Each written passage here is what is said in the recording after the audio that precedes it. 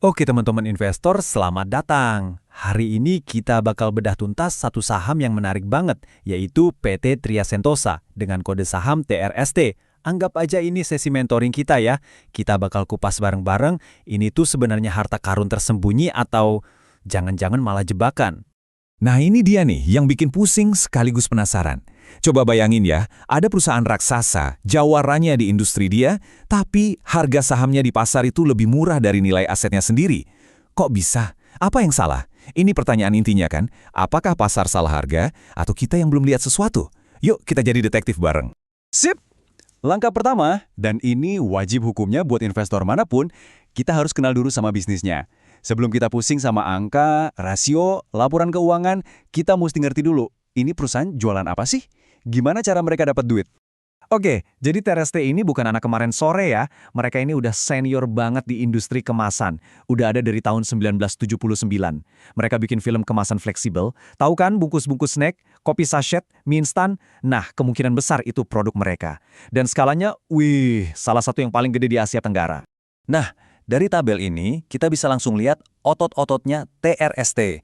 Kapasitas produksinya itu 137.000 metrik ton setahun, gede banget. Pelanggannya ada lebih dari 400 di seluruh dunia. Dan lihat deh, pabriknya nggak cuma di Sidoarjo, tapi ada juga di Tianjin, Cina. Ini nunjukin jangkauan mereka itu udah global, fondasi bisnisnya kuat banget. Oke, kita udah kenal bisnisnya, sekarang masuk ke bagian yang paling seru. Kita check up kesehatan keuangannya. Dari sinilah biasanya petunjuk-petunjuk soal teka-teki kita tadi mulai kelihatan. Kita mulai dari angka yang bikin kita wow dulu ya.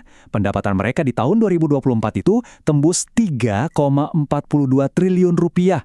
3,42 triliun. Ini jelas bukan perusahaan kaleng-kaleng. Skala bisnisnya masif. Tapi, disinilah plot twistnya muncul. Walaupun pendapatannya triliunan, di tahun 2025 mereka malah catat rugi bersih, minus 36,8 miliar rupiah. Ini red flag pertama, lampu kuning, bahkan mungkin merah yang harus kita dalami. Kenapa bisa rugi? Tapi tunggu dulu, ceritanya nggak berhenti di situ.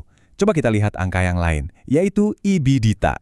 Angkanya positif dan gede banget, 497 miliar rupiah. Nah, ini menarik.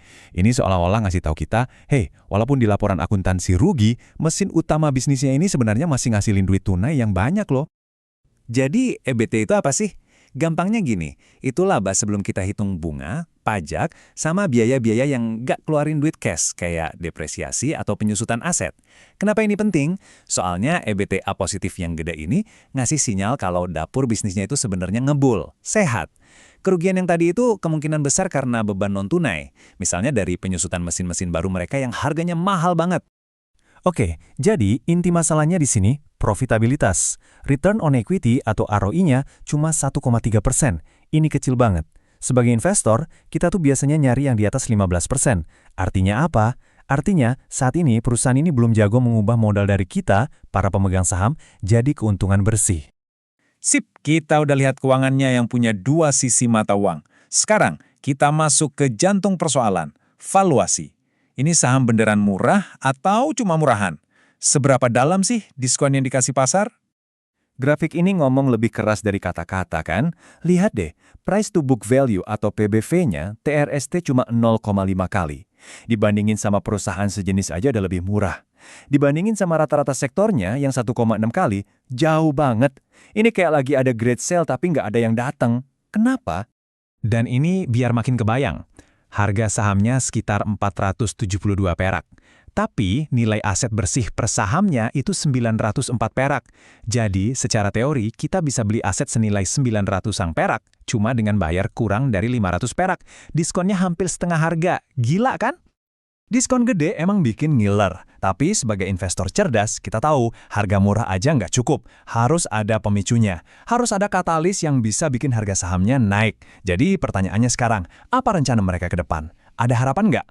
Dan ternyata manajemen nggak diem aja. Mereka punya game plan yang jelas buat 2026. Pertama, mesin baru buat bikin produk yang lebih mahal dan untungnya lebih gede. Kedua, mereka mau lebih jago ngatur harga bahan baku yang naik turun. Ketiga, optimalisasi pabrik di Cina. Kelihatan kan, mereka proaktif, nggak pasrah sama keadaan. Ini bukan cuma omongan loh, lihat angkanya. 47,5 juta dolar AS. Itu investasi yang mereka keluarin buat 2 mesin baru. Gede banget! Ini sinyal kuat kalau manajemen sendiri percaya sama masa depan perusahaan dan mereka berani taruh duit besar untuk itu. Tapi, nama investasi pasti ada resiko. Kita harus fair. Harga bahan baku itu bisa tiba-tiba naik. Terus sekarang kan trennya kemasan ramah lingkungan. Mereka harus bisa adaptasi. Ekonomi global juga nggak menentu. Dan satu lagi yang penting banget, saham ini nggak terlalu liquid. Artinya kalau mau jual atau beli dalam jumlah besar, bisa jadi agak susah. Oke, kita udah bedah dari A sampai Z. Bisnisnya, keuangannya, valuasinya, sampai rencana dan risikonya. Sekarang, tiba saatnya kita ambil keputusan. Mari kita timbang-timbang lagi. Mana yang lebih berat, sisi optimisnya atau sisi pesimisnya? Nah, tabel ini rangkuman finalnya. Tim banteng atau yang optimis bakal bilang, wow, valuasinya murah banget, dapur bisnisnya ngebul, asetnya nyata, dan sahamnya tenang, nggak banyak goyang. Tapi tim beruang atau yang pesimis bakal ngingetin, tapi labanya naik turun, kadang rugi, profitabilitasnya tipis banget. Dividen tahun depan belum tentu ada, dan sahamnya juga kayaknya kurang lincah. Jadi, disinilah kita berada. Pertanyaan terakhir yang jawabannya ada di tangan Anda sebagai investor. Dengan aset segunung dan diskon sebesar ini, apakah TRST bisa membalikan keadaan? Mampukah mereka mengubah masalah profitabilitas ini jadi keuntungan buat kita semua? Nah, jawaban dari pertanyaan itulah yang akan menentukan apakah ini adalah the deal of a lifetime atau cuma mimpi di siang bolong. Pikirkan baik-baik.